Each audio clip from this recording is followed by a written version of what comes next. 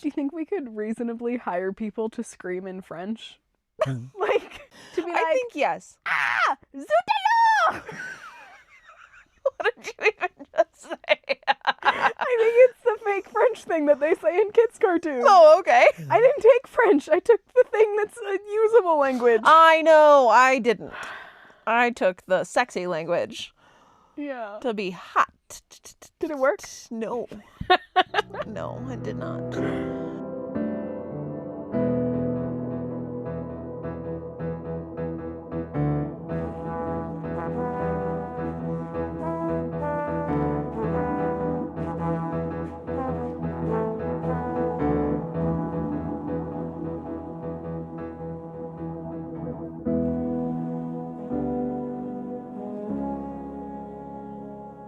Hi, welcome to Page to Stage, Where the books write the script. and we set the scene. I'm Emma, And I'm Maddie. and today we're covering the second part of the Heartless Hunter books. What are they called? The Crimson Moth. Yep. The Crimson Moth duology. We are covering Rebel Witch. We are covering Rebel Witch. We are so excited.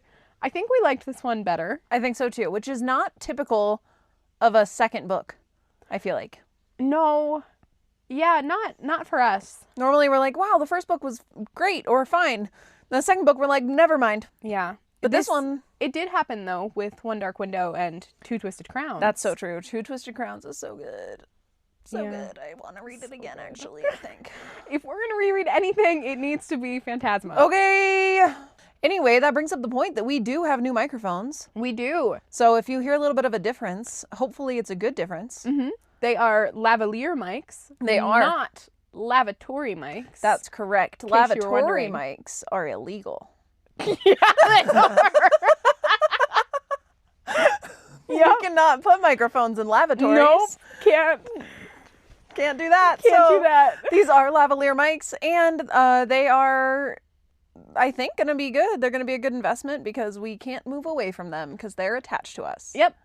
And if you've ever had a suspicion that your brain isn't normal... Suspicion? Suspicion? Is that a word? No. Okay. Of course not. What do you mean? But it goes along really well with my point about our weird brains. That's so true. Our brains are so weird. I make up words all the Suspicion. time. All words are made What up. would it actually be? Suspicion. Suspicion.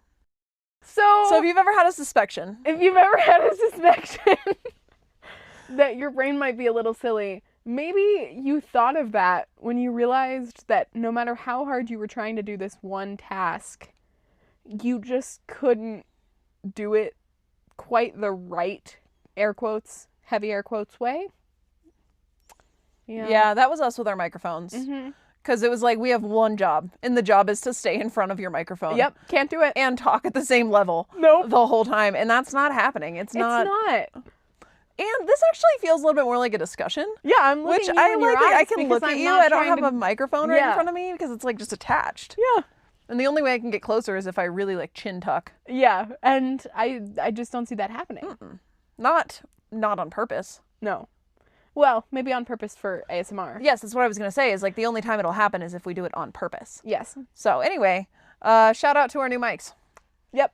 Hopefully they sound good and you're like, wow, this makes me want to listen to so many more episodes of this podcast. I think we'll probably still drop this episode if they sound only a little bit bad, Yes. but it won't happen again. Right. So if you're listening to it right now and you're like, like, ooh, a little bad. We'll know. Next time it won't be like this. Yes, we will figure it out. But I think we've done this testing. No, I like them. I think we're good. And we can Yeah. see each other, Yes. which is delightful. Yes. Because that's the It's energy it's the cycle that's action. coming out. Yep. Speaking of, that's not, it's Speaking not. of the energy cycle? No, speaking of coming. Oh, yeah. And how it said, this is another suspicion that my brain doesn't work quite correctly. Because these things aren't actually related at all. No, But- except they were. My oranges, they're Cara oranges. Yeah, so they're pink on the inside. So they are pink on the inside, which I didn't, Aiden just grabbed the only bag of navel oranges that they had left at the store. Oh. And so I was reading it and it was like deliciously juicy, pink blushing flesh. And I was like, oh no, yeah. that sure does sound like a description that an author would use in Yeah. a romance novel. And so I sent it to Maddie, and she said my speaking privileges had been revoked. I but- actually think I revoked your speaking privileges specifically because you sent me a picture and then you said this or wet folds. And maybe that. I think it's inventive. Wet folds is getting old. Wet folds is getting old. I was reading through an author who was like, all of you people who say that wet folds is getting old, what else am I supposed to say? And I now have an Oh my answer. Oh my God. God. But some of the ones that were in the comments. Oh, people suggested stuff? Yes, because other authors were like, fine, next time I'm putting in my gushing roast beef curtains. So Yeah. anyway. Tender blushing pink flesh, I believe. It did say that. It was upsetting. It but was I couldn't, really I was upsetting. like, what am I can't just sit with this knowledge. No. I have to ask which one is better. Yeah. Do you think that people describe fruit like sex organs or sex organs like fruit? Good question. I think sex organs like fruit. Okay. Because I think generally as a society, we are all Opposed to describing sex organs as sex organs? yes. Yeah. Yeah, and I think we're also like, sex organs actually aren't sexy.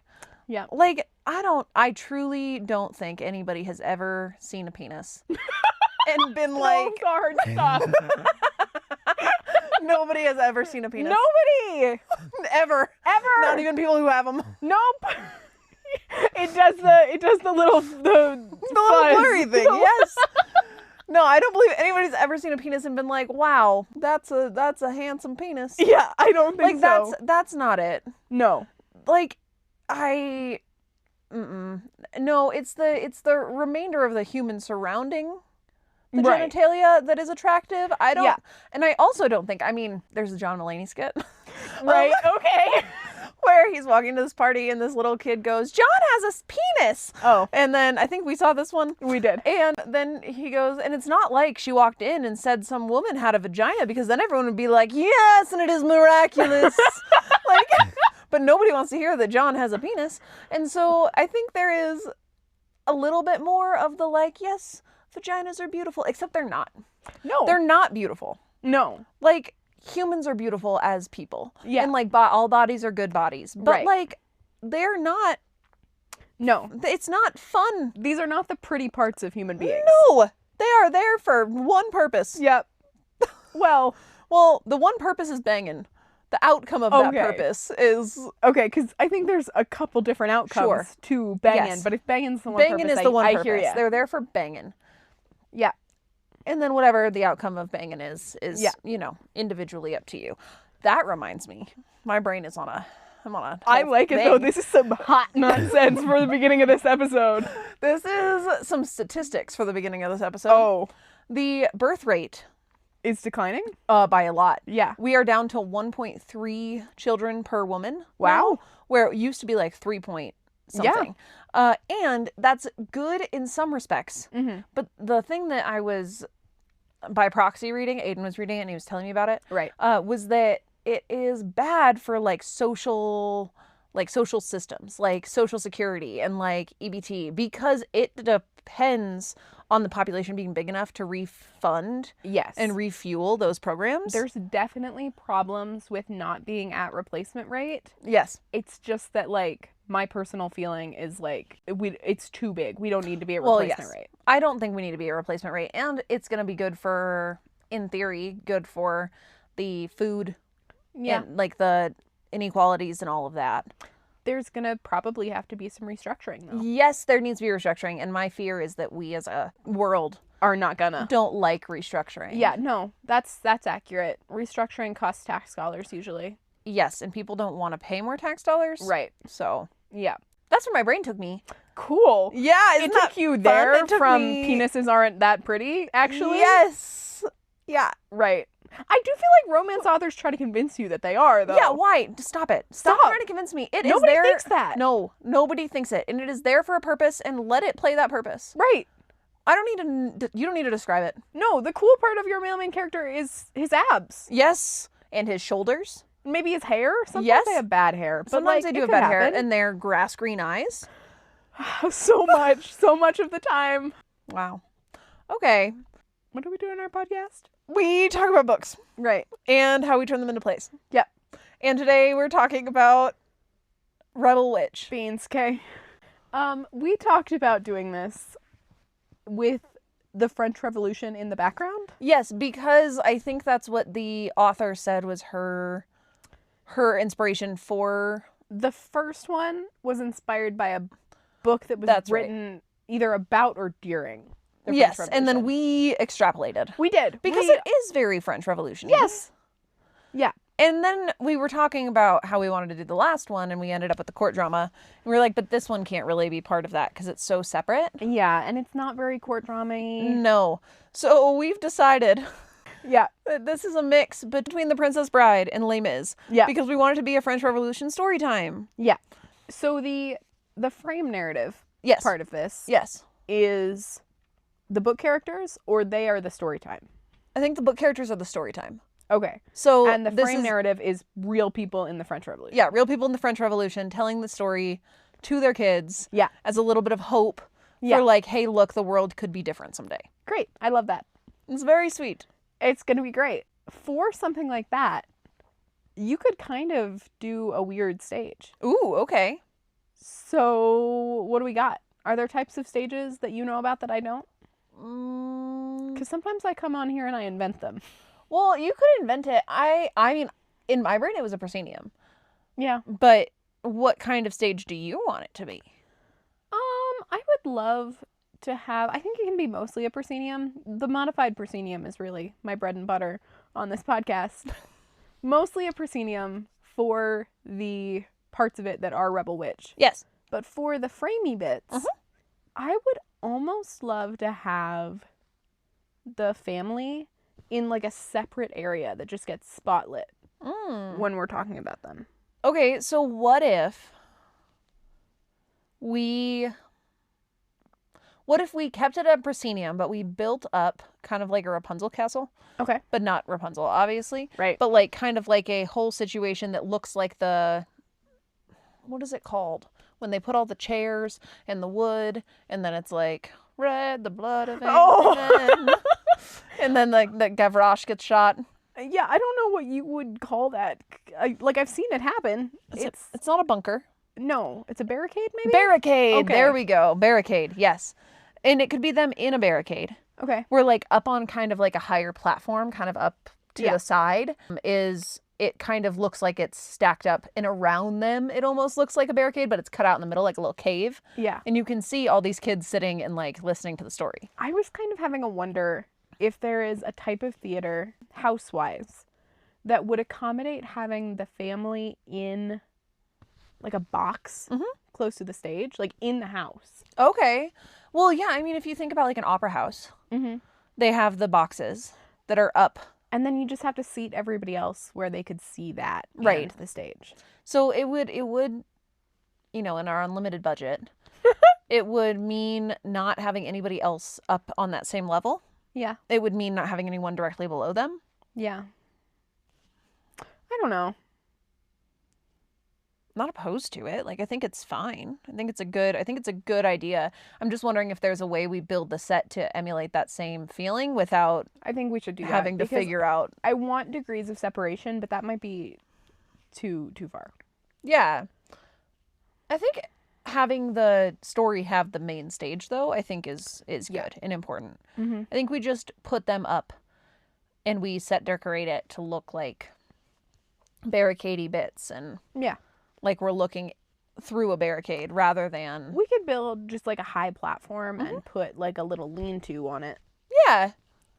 And like it's got, newspaper and scraps of wood like nailed up trying to make it a closed space. And the suspension of disbelief is that there should be a fourth wall on it, Right. but we can see them Right. because there's not. Yeah. And then like, when big booms happen or whatever, Yeah. we can watch them like jump and like tell us more of the story. Yeah. I think that's... Okay. I Yeah. like it. Okay. So we put them in a barricade, and then the rest of the stage, do you have any thoughts of what that set should look like? So much of this actually does happen on that one boat. Or like on various boats or modes of transportation. They're in transit a lot. They are. So I think it wouldn't be amiss to have an element that moves, like across our stage. Yeah, like on tracks almost. We just get one track and we can use it for the train and the boats. Yeah. And so I think that's kind of like central. Like, yeah, the track is out almost kind of on the apron. Okay, yeah, that totally makes sense. I'm considering like shows that I've seen, and Dear Evan Hansen has one of the most mobile sets of all the shows that I've seen because it is all on tracks. Oh. But like it's just like one, like it just like pulls out. Like all of a sudden there's a whole set that pulls out to be inside, and then like that kind of like goes away while the next one pulls in, and then they have the big drops, big scrim drops that they project onto. Okay. For Dear Evan Hansen. So not that this has to be like that, but that's one that I've seen where the tracks are so smooth that it's automated. Like there aren't even technicians like pushing it out. I think that could be really cool, especially because I think that you want to have the suspension of disbelief be focused mostly on the family for this one. Like that's where you're suspending your disbelief. And the story needs to be as fantastical and immersive as possible. Yeah, and it should be... Have you ever been to the Cirque de Soleil show? I haven't, but I've seen, footage. There's some really cool things that they do where they like fly over the audience. Yeah. And they like climb up things right next to the audience. And I don't think that... Not that this is a piratey show, but like... It's like a smidge piratey. Smidge piratey. But like I think it would be fine for them to come out from the back of the house and to like go up the, like kind of make it a full immersive set around the entirety of the auditorium and then just have that one section where they sit. Yeah.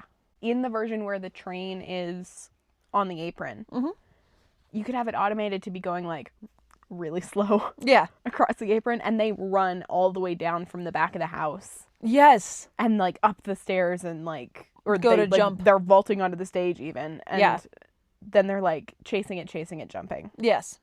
Yeah. Oh, if we could make, I think this would be an awesome show to have those Cirque du Soleil elements. Yeah. Because I went to this one Cirque du Soleil show that was like, the stage was horizontal. Yeah. And then it started tilting up. Ooh. And they had to this person was stabbing things into it to climb up, where really they were kind of like popping, like there were already holes, but like she was going and climbing up it, and then like some people were falling off of it, and it was very piratey. Yeah. But it was very cool. I think we can lean into the element of French people that is a little bit piratey by nature. Yes, all French people are a little piratey by nature. Yeah, that's the take I'm making today. It's the hill I'm gonna die on this morning. So it's 5 p.m. It is 5 p.m. And so I think that might be great to have it be very Cirque du Soleil, very mobile, just like big. Yes, because they are trying to entertain these children who are hiding from war. Right. So I think that it is great. I think this book serves that really well, because even though they're somehow more deeply entrenched in the conflict, like they're preparing for war. Yes. Whereas before it was just like discrimination. Yeah. This one I think is more lighthearted than the first one. I think so too. I see a lot of, I think it's the hope element. Yeah. In this one that makes it feel more lighthearted, because there is so much hope in all of them. Like this, like things can change. Right. And Rune has that like, okay, except the whole time she's like, meh, he doesn't actually like me. And I'm like, can you shut up, are you Rune? Crazy? He wants to marry you so bad. He wants to marry you so bad. And you said the thing to him where you were like, I would have married you in a heartbeat if you had asked, which is a crazy thing to say to someone that you're convinced wants to kill you. Yes. This is probably one of the only new adult, young adult, whatever, books that I was okay with ending in teen marriage. Yes. Like, was she 19? 18? One of them? Something. Yeah. Yeah. Did they get married? Yeah. Was it the right choice for them? Mm-hmm. Yeah. They were so in love. They were so cute. Yeah. And it was so sweet when she like broke his curse and he didn't know. I know. And then she was going to run away, which was like a whole irritating thing that she did, but whatever. It's so she could have a self-discovery journey, even though she had it in the last book. Yeah. And so she was going to run away, but she like climbed into his bed and like snuggled with him that night before instead. And he was like, I must have had a dream. Which is crazy. Also, like, what kind of dreams are you usually having that are like photorealistic versions He's of your real life? Gideon just Sharp? wanting to snuggle with her. Yeah. That's all of his dreams. Gideon Sharp is not, since the day he left her, Yeah. or since the day she left him after his brother died, All every of his dream. dreams have just been about cuddling her. Whereas she's been like, I have these dreams and you're fucking kinky in them. That did happen. That did He's like, happen. Weird. And she also has prophetic dreams Yes. occasionally. Yeah, okay. And that never got discussed. No. What? It got like touched on Like, at the midway point, and we never came back to that it. she's though. like, it was the whole thing. The whole entire purpose of that plot line was so that while she was on the train leaving, yeah, she could remember that her prophetic dream was about her children with Gideon. right. She was like, I had seen those green eyes in 3 others. Yeah, like, are you crazy? I feel like you know your biological children, like, whatever. I didn't like that didn't come to fruition because it basically just said like, hey, you're a seer or whatever they called them. Yeah. I don't remember what they called them. right, But like, a seer or a prophet or whatever. yeah, like And you we are one didn't of these talk and we about it. never talked about it again. No, but it was gonna be so cool. Yes. I do like how they ended up with their little rings that were Their casting Their little scars. casting scar We rings. talked about it in the last one too, Yeah. I think. It's very cute. I like them. Yeah. I wasn't sure for a little bit. I was like, I don't know about this, but I Yeah. like Gideon. Mhm. I like Gideon a lot. It's like real person. They're all real people in this Yeah. one, it feels like, which was so nice. I feel like that keeps happening to us. I We know. read really solid duologies with like banger characterization, and then we get into some standalone Yes. with like some something going on. Sure. But we haven't had any great characters in a standalone Well, in that's not true. Brighthaven. like a while. Oh, well, yeah, but like as good as the characters were, that was not the standout part of that That's book. true. That's so true. Like there was Yeah, I so much mean- going on. All of the Rebel, not Rebel. No, yeah, Rebel Blue Ranch. Yeah. All of the Rebel Blue Ranch books are interconnected standalones, This is true. and they've got some good characterization. Yeah. What are we talking about? We got through the set.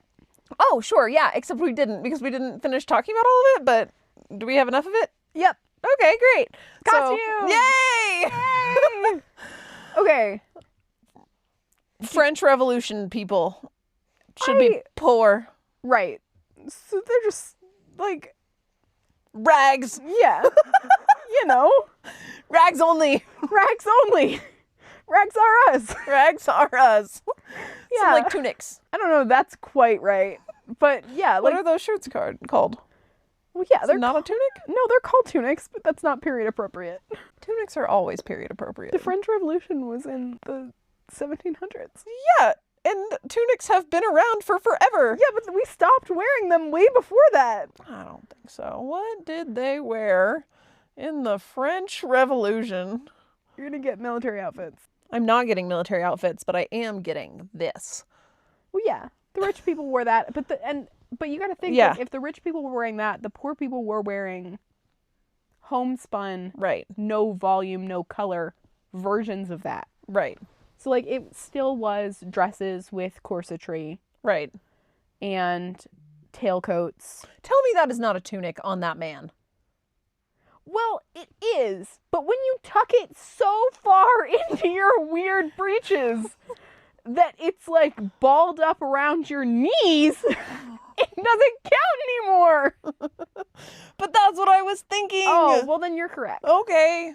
Okay. I was like, I swear they wore tunics. They Yeah. didn't style them like tunics, but they wore tunics. Yeah. These are so loud. Are mice? Well, I'm just looking at all the spikes. Yeah. When you play it back, it doesn't sound loud, but Yeah. we might be yelling right now. No. We never yell.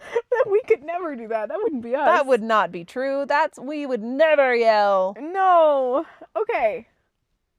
So they're dressed like poor people. Yes, poor people in tunics. French Revolution stuff. Tunics, but not tunics. I desperately want a little child in a silly hat. Yes. That's what they're wearing in the barricade. And I think, honestly, on the main stage, their clothes should be as accurate to the book as possible. Yes.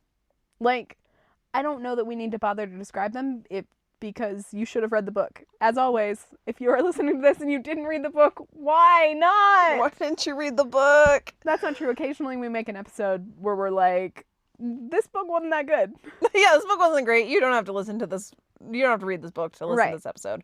Or we do our fanfic episodes, which are only somewhat relevant. But we're due for one so soon, you guys. We are. Buckle up. Some nonsense is on the horizon. Yeah, baby. I'm excited. Yay, nonsense. I love nonsense. Yeah. Okay, so costumes but movable. Because if we're going to have them climbing above the audience and shit. Yes. Movable. And I think there's a lot of space for that because, like, you can make them out of whatever you want. They just need to look mostly the same. Yes, and I don't think there was anything outrageous in this one. No. Not like that mint dress he made her in the first one. Oh my god, it was so ugly. I can't even find any fan art drawings of it. I can't, because nobody did it. I got it right here. Mm-hmm. Like, somebody wore it to prom in 2012. I got it right here. You watch yourself. Was it you? No, I did not wear it. Did I wear mint green? You wore mint green to somewhere. I've seen the picture. Oh yeah, I've worn mint green before. But no, it was pink. And then sophomore year was orange, and then red, and then pink. Orange is bold. It was bright orange. Oh, good. Like, very bright orange. And I went to prom with one of my best friends. He is very gay. Yeah. And we have the cutest prom pictures. And he ended out the night dropping it low to Nicki Minaj. Oh, good. In the middle of prom, and everyone was around him going, yeah! And I was like, that's my date. Yeah. Now Nicki Minaj is a shitty person. Oh. Yeah. She's a pro-Trumpy. Oh. Yeah. That's crazy. It is crazy business. I don't, keep up with that kind of stuff, but that is crazy business. Okay, anyway. Yep. Props. Just like the stuff that was in it, to be honest with you. We say that a lot. We always say that. We maybe need to plan on one big cool prop per show. Right. Okay, what's the big cool prop for this show? And does it have anything to do with the book, or is it in the frame part? For better or worse, firearms played a significant role in this story. That's true. We could get some weird ones. What do you mean by weird ones? What do you mean? Like steampunk? Yeah. Firearms.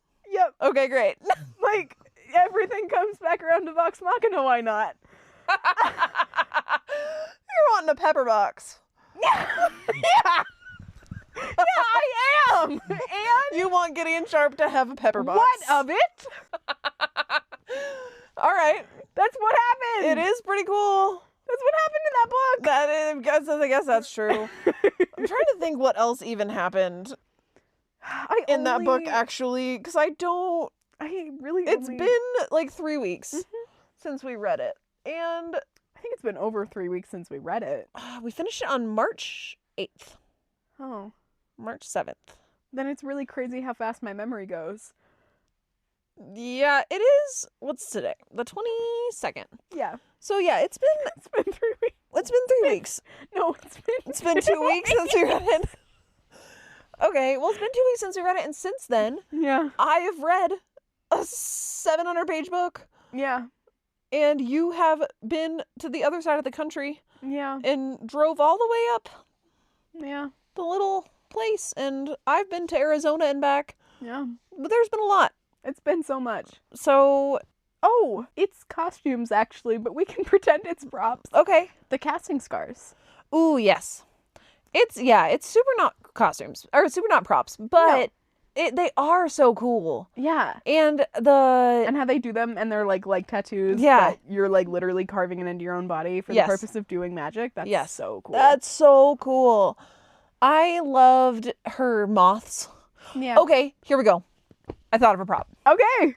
Okay. Oh, is it the signatures? The casting signatures? It's the signets. Yeah. Or signatures or whatever they are. And have you seen those blocks of glass that that you can put, it was really big on the TikTok shop for a while.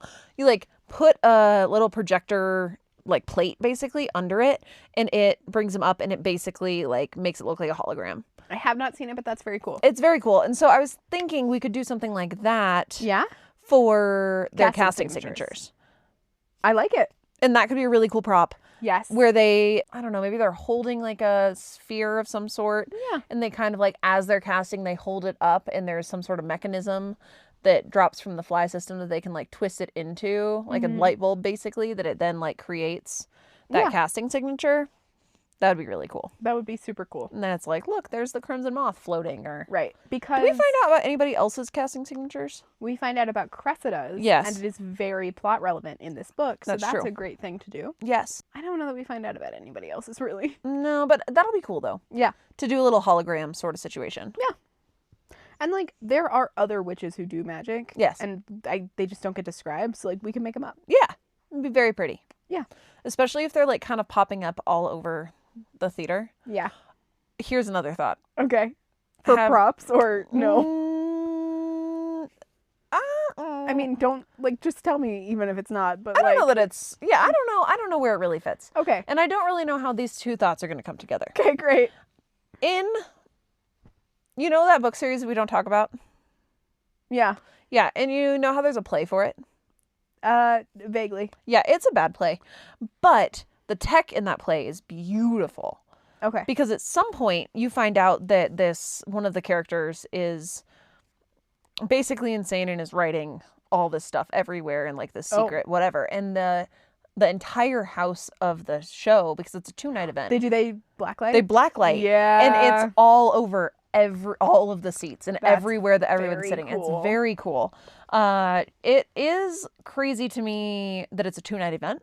Yeah. Because you go to one night for 3 hours. That's wild. And you go to another night for 3 hours. That's crazy. And they've minimized it. Like they've squished it down. Oh, sure. Now that like regular people can do it. Sure. Because now you can get the rights for it. But that would be a cool way to do some casting scars, like for people to be able to see up closer. Yeah. Would be like around the auditorium itself. And since it is kind of a Cirque du Soleil type of immersive set, it's everywhere. Like there are... Absolutely. I love that a lot. Yeah. I think we've said enough to move past props, personally. Great. What was the props element? Casting signatures? Casting signatures. And Gideon And Sharp has a pepper Gideon box. Sharp has a pepper Moving box. on. They all have pepper boxes. Yeah. All of them. Because Percival made them. Oh, he's here. He's here. And that's why they all have them. It's I like think we should probably costume the little family to secretly be characters. But the kids aren't like their kids. It's Pike and Scanlan. yes. Beautiful. So anyway, lights. We were just talking about them. Yes. Segway. Seg.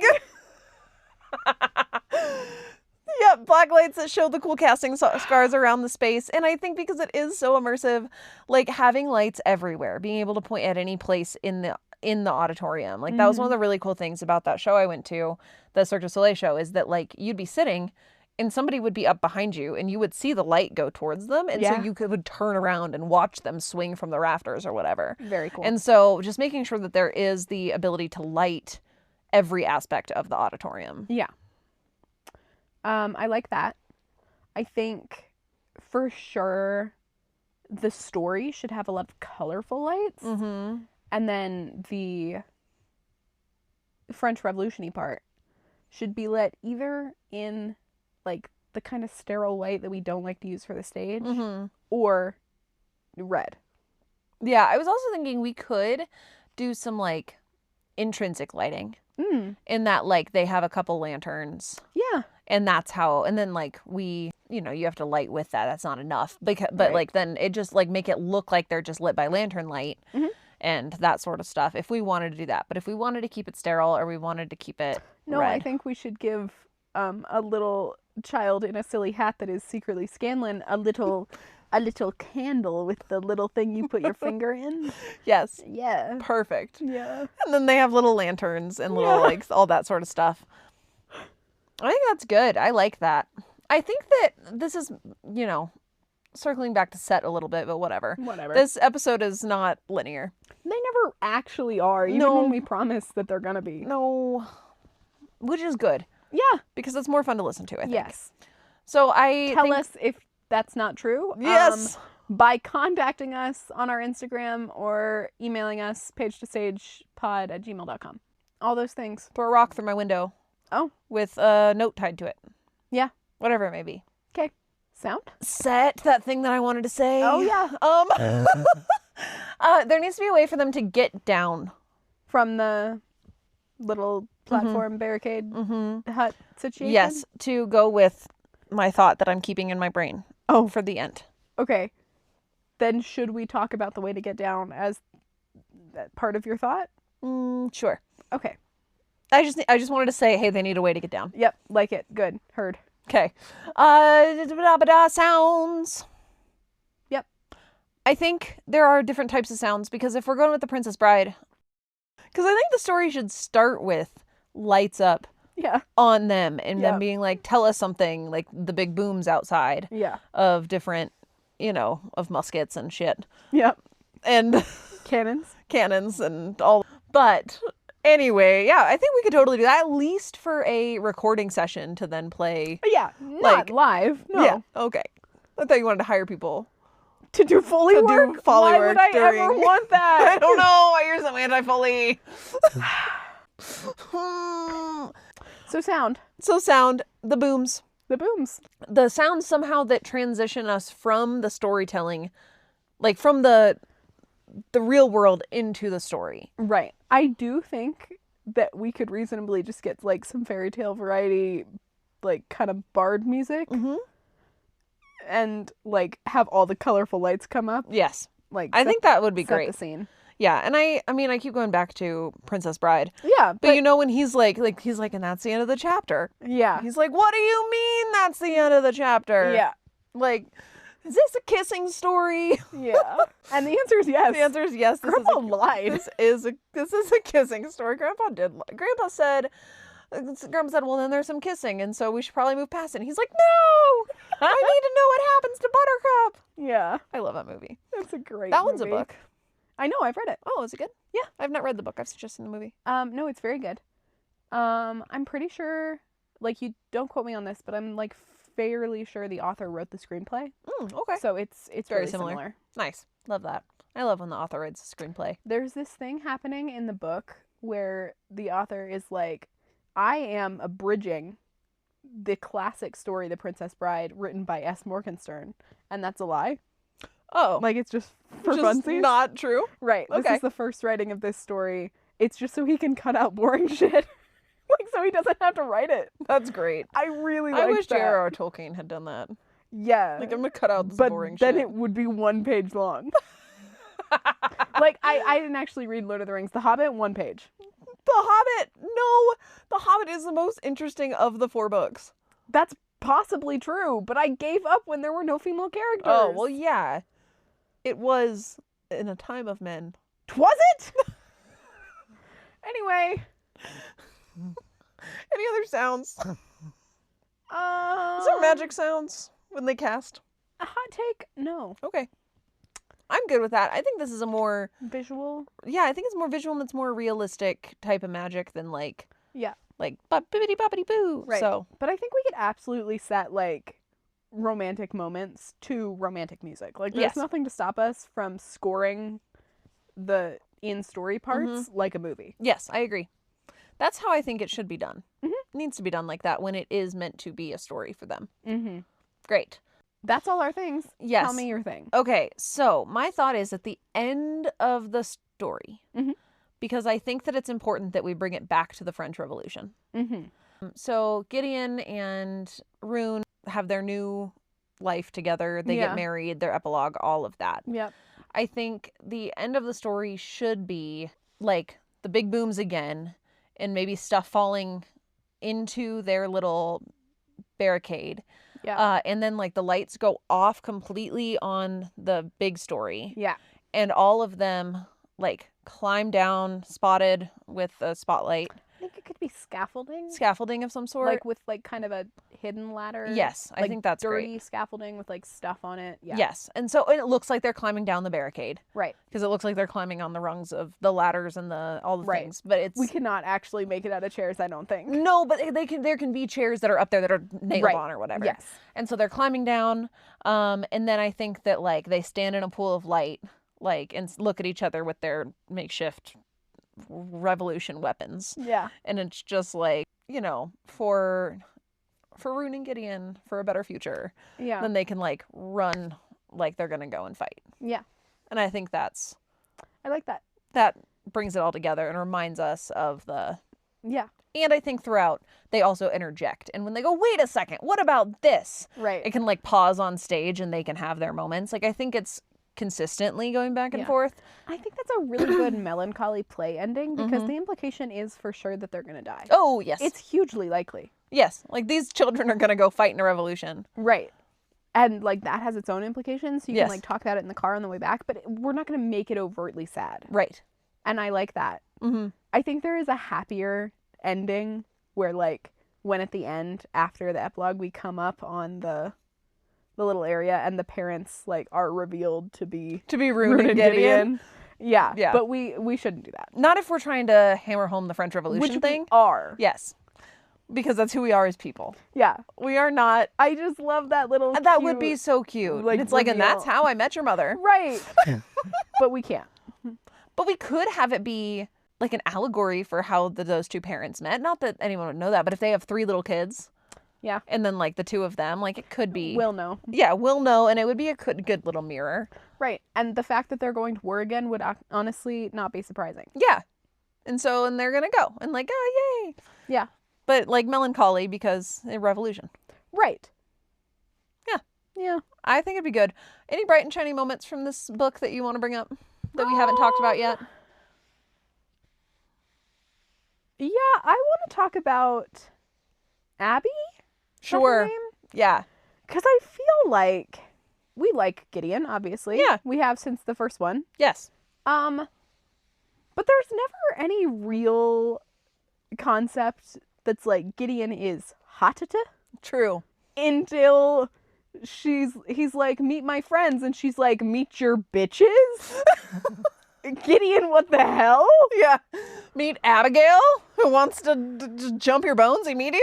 Right, and all of these guys who do seem to think the sun shines out of your ass, Yeah. even though they're mad at you right now, like, what do you mean? Yeah. Yeah, I thought that was kind of funny. Abby was a weird character because she was never really anything. No, we never got any more depth on that. It was just like, here's this girl, like vaguely bitchy girl, right? And like, I guess allowing that is kind of like allowing that to just be is sort of feminist, but also like not giving her deeper motivations is pretty gross. It's yucky, and I didn't love the pit these girls against each Yeah, other no, thing, that's but that never good. happens in YA all the time. Right. And it's because it does still happen to real teenagers. Yes. All and so the it is time. real, and it's like I know what it feels like to meet the ex of this guy that I like. Right, but that's why stuff like your weenie was Queen of Shadows. Yes. Where we start to like Lysandra because Yes. people grow into themselves. Right. And that's the real message that I would prefer to send to Yes. teenagers. The youths. Yeah. Is that like, hey, you grow up, you get out of this. Right, like this stuff does happen to you. And we will acknowledge that. But look. Look, we move forward. Yeah. It's so true. I did think that was so funny. Yeah. I liked their little moment though, where one of them was like, "No, we decided that we don't want to kill witches because like it feels like the wrong direction to take this whole revolution thing." Yes. And the other one goes, "Let's not talk politics." Yeah, they were like, we actually just wanted to be revolutionaries, but this is probably wrong. Yeah, we wanted to be revolutionaries, and now we need to find the middle ground. Yeah. Like we did revolt against the bad ones, and now we cannot go the other way. Yeah, they're like, sorry, we were 17. Yeah. And now we have an issue. Yeah. Yes. Yeah, Yeah. I liked it though. I thought it was good. it was good. It has been 2 weeks since we read it, and so my brain is like, I don't remember that No, book most of very it's well. gone. But the overarching message was there. It was there. I It liked was it. great. I liked we can form a new world together, and Yes. there's a middle ground, and we both did things that were wrong, and Right. all that jazz. And I did love when they jumped on the train. Yeah. It was very cinematic. It was so like quintessential YA. Like, Yes. let me use this train as a very thinly veiled allegory, metaphor, whatever. But like, I loved it anyway. It was great. I love some of that stuff. There's a reason they're cliche, because they're good. Right. So There are some cliches that I could do without. Sure. But not that many. no. Which cliches could you do without? I feel like this is a really good time to seg into our weenies by talking about watery bowels. Probably. Yeah. Because, like, she's the biggest offender. she is. However, it does happen in other books that they're Yes. like, I'm scared, I'm gonna piss myself. That is different, though. I yeah. feel that that's different, but I do feel like watery bowels is more realistic, because Yeah. I do get anxious poops, but I do not get anxious pee my pants. Yeah, Like, when I'm anxious, my stomach's like, it's time to go. that's an interesting phenomenon that you're It's experiencing. Not just me. Google anxious poops. I'm not gonna do that. It's time for In Betweeny Weenies. In between your weenies. In Betweeny Weenies is our segment on which we discuss what books we read in betweeny the books we read for the pod. Right, and recently it hasn't existed. No, because we haven't had any time, but it Right. was spring break. We are reading books, but Emma's reading books to teach her students, and I'm reading Books to literary learn. classics. Yeah. And you don't care, probably. No, she did read a lot of Frankenstein and Dracula, though. Oh my god. So she listen, is ready to tackle the monster romances. Dracula, overall, meh. Quincy P. Morris, though? What a guy. What a guy. Why would there be a cowboy in that book? It's such a good question. Why would there be a cowboy If in this that is book? how you're finding out that there's a cowboy in that book, congratulations. There's a cowboy in that book. There's a cowboy in that book, Go bro. read Dracula. If Maybe you don't. want. What you should do if you're thinking I should read Dracula is do Dracula Daily with Tumblr. Probably. Perfect. Yes. Yes, as you should. Tumblr's a good place. Yeah. So anyway, I read Queen of Shadows, You did. which is the fourth, kind of fifth Yeah. book in the Throne of Glass series. And Yes. the Throne of Glass series has taken me a million years to read Yeah. because of all these other books that we are reading for our podcast and for, teaching the children. Right. But I really liked it overall. Yeah. And I do think that the watery bowels thing needs to end. It does. She needs to stop it. She does. There needs to be no watery bowels in ACOTAR 6 and 7. No, that is what we're at. Yeah. Yeah, 6 and 7 are coming out this I year. know. And we're going to have to read We're them. going to have to read them. We're going to have to read them. We really don't have a choice at this point. No, I we've feel. read 5 of them. I know. Our sunk cost fallacy is really significant. Well, and they are the good bad that we have been striving for. Probably. Like, we have been yearning for some good bad, like ACOTAR. Yeah. And so they're going to come out and they're going to be fine. Do we need to reread the other 5? I don't think so. Yeah. We can just do a quick summary. Yeah. And like we remember those. Yes. And if you're missing anything from Crescent City, I'll tell you all about it. Yes. Great. I don't want to read those. No. Because I've read more Sarah J. Maas than I really ever planned to. And me too. Because Unfortunately, I think I've read all of them, and you have. that's at least half too many. Yeah. How did that happen? Barely. Because They're on graphic audio. Because they were on graphic audio. That's really how that happened. Yes, they were on graphic audio for ACOTAR, and we were like, okay, let's read them. Right. And then you were like, I'm going to read Throne of Glass. And then you did, and then you were like, Mama, you need to read Throne of Glass. And I was like, And it's taken me a million years, but I'm doing it, and I actually really do like it. And I think I read Crescent City before Throne of Glass, actually. Because the graphic audios for those are so good. I think you read Throne of Glass first because you were reading Crescent City when I started Throne of Glass. Oh, maybe the last one. Because I told myself I wasn't going to read it. I think I listened to the first two all at once. And then I was like, fuck this shit. You are stronger than this. And then I wasn't. You weren't stronger than that. I would love for them to do a graphic audio for Throne of Glass. They are. Oh, when is that coming out? The first one, maybe April. Oh, Okay, like cool. very soon. Like in consecutive, like bam, bam, bam, or is it going to be like a year and a half until the second one's out? Yeah, probably that. Ugh. And then like the last 3 or 4 are going to be 2-parters. So like you should finish them before they come out. Yes, I will, and then we'll reread them probably. Yes, When the graphic audio comes out. correct. Okay. Well, anyway, I've actually been doing it's a triple threat. What did we decide to call it? Book Nirvana? Book Nirvana.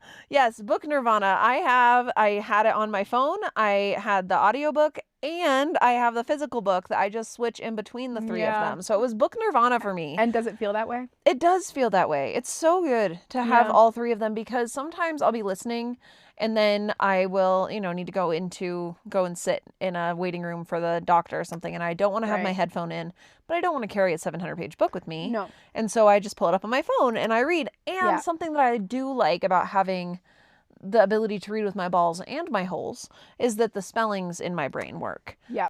Okay. That's my weenie. That's your weenie. That's my weenie talk. Do you want to tell me about your weenie? I read half of the Book of Azrael. Great. Are you going to finish it? I think. Okay. I'm trying to decide if we should if we should read it? do it, though. Like, if I should finish it or pause here and we should do it in 3 episodes. Sure. Not 3 pieces. 3 episodes from now. Yeah. I mean, I've heard good things about it. It is some good bad. I love good bad. Just not as funny good bad as it could be. No, it's like, the AO3 tag crack treated seriously? Yes. Is it crack treated seriously? It's that, but usually when stuff is tagged that way, it's like more funny for it being that. Yeah. Not the case. Not this one. Bummer. I told you, I think, earlier that I like that the MMC and the FMC are both like 1,000 years old. Yes. That's good. Or like, I mean, he might be older than her, but after you get over 1,000, I don't give I feel like any after you get out of shits. like 150, Yeah. it's like, okay. Like, you're Like, both if you're both over heckin' 150, old. it's old. Yeah. It's old. Yeah. So, whatever. I like the characters. Okay. I do. Great. I don't know. The pitch for this book, I think, is like he's a cinnamon roll and she's evil. Sure. And that's not true. That's not true. Okay. They're like almost equally reprehensible. Sure. And they're also just people. So whatever. I would have liked that. For him to be a cinnamon roll and for her to be evil? Yeah. I think we could probably find something like that. Oh, I think I'm there's sure. a bunch of stuff like that. Well, there's a bunch of stuff that says that. Right. We're going to have to try really hard to find something that's actually that. That's true. Yeah. We could have had that with Dorian Manon before he was traumatized. But Right. it's far too late now. It's too late now. But he's better this way. Yeah. Yes. I know. I was like, okay, Dorian, I am understanding where Maddie has been on the I would pay money to sit next to Dorian Havliard. Before I was like, why? Like, he's just a guy. No. He's just a guy. And you were right. He was just a And guy. now, but he met Manon and, had a demon inside of him. Uh-huh. And and- his lover died or whatever. Sure. But, Whatever. we never cared about her. He was like, I loved her. Yeah. Did you feel like you just met her? But, whatever. Whatever. Formative moment, either way. Sure. Yes. Yeah, listen, Empire of Storms is Dorian's book. Mm-hmm. And it's also, I don't want to say the best book, because Kingdom of Ash it's, just so long that, Yeah. for it not to be the best one would be crazy. Yeah. It is the best one. But if they were equal length, Empire of Storms Nice. is so good. Even with the tandem read? Yeah, it carries the tandem read. That's Well, the reason yeah. you tandem read it. I just don't know that I need to tandem read it. I don't think you do. You think I should skip Tower of Dawn completely? Maybe. I bet there are girlies on the internet There are. I saw one the other day that was like, who have videos that will tell you everything that happens sure. in that book. I was going to say there was a girlie on the internet the other day That was like, don't skip the... her literal thing was like, you cannot convince me to read Tower of Dawn. I won't be doing it. I did. And what I remember is stuff at the end and a 1-sentence description of the overarching plot. And that's it. Yeah. And that's probably fine. Sorry for taking us back to Throne Glass. We may or may not should read it. I think I'll finish it so that I can know Decide for if we sure. should read it? Because Okay. I think there's 4 out and there's gonna be 7, and we maybe don't need that. Also, I think there's only the first one is graphic audio, and you know that sometimes they put drugs in it so good that I can't even tell. That's so true. Are you graphic audioing it right now? I am. Oh. You decided Gabe is here. Gabe is back. Ah, what a guy. By Gabe, of course, I mean famed audiobook reader Gabriel Michael. Is Teddy Hamilton there, though? No. Bummer. No, he does, I don't think he's involved He does with... the other. He does the other. He does everything that graphic audio doesn't do. Yeah, he does all of the romance books that aren't romantasy. Yeah. But every time I put on a graphic audio, I'm just like, Gabe. Hi, Gabe. Hi, Gabe. You're here. How do we close? Oh, we usually thank them. Yeah. Thank you for listening to our Rebel Witch episode. Did you like it? Did you not like it? Please let us know. Yeah. We don't think you exist. Yeah, that's so true. I don't know that you do actually exist. I think that... I don't know how much doubt we put out there, but like, we're not totally sure that we have listeners because Spotify's lying to us. Spotify is lying to us. And the proof is that the other day, my friend listened to the episode. She said, like, she came and talked to me about the episode. And then Spotify said 0 hours. 0 hours. Oh, but we do have 11 plays on that one. But it does say 0.4 hours. Oh. 0.04 hours, which is not accurate. No, that's not the case. Especially when the first chapter is entitled From Genocide to Jelly, which is so funny. Yeah, listen, like, limited ethical use of AI and everything, but like, that's funny. It's so funny every time. Yeah. Yeah. All right. Well, anyway, or what you could do to help this podcast, if you are listening. Yeah. Tell is them, that tell them what they could do. You could go to your nearest protest. Because it's time for revolution in our world, too.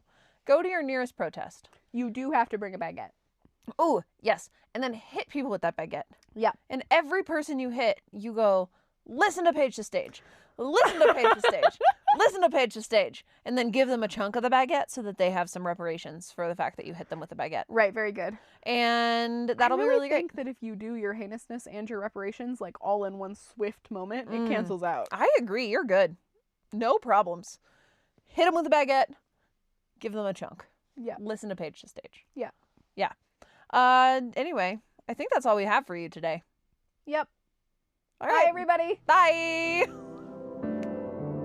Our editing on Page to Stage is done by Emma. Our music is by A Strange Mood Productions. Thank you for building us these sick beats. If you want to contact us, that's at Page to Stage Pod on Instagram, or you could send us an email at pagetostagepod@gmail.com. Our Instagram is run by a tiny feral raccoon. We love her a lot. And we love you a lot. We'll see you next time.